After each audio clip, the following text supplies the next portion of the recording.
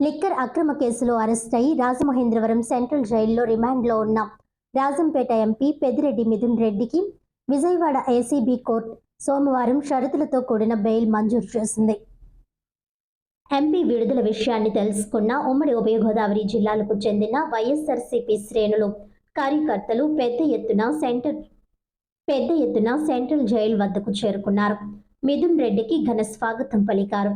దీంతో జైలు వద్ద కోలాహలం నెలకొంది. వైఎస్ఆర్సీపీ యువజన విభాగం రాష్ట్ర అధ్యక్షుడు, మాజీ ఎమ్మెల్యే జక్కంపూడి రాజా నేతృత్వంలో భారీ బైక్, కార్ల ర్యాలీ నిర్వహించారు. సెంట్రల్ జైలు నుంచి మధురపూడి ఎయిర్పోర్ట్స్ వరకు ఈ ర్యాలీ సాగింది.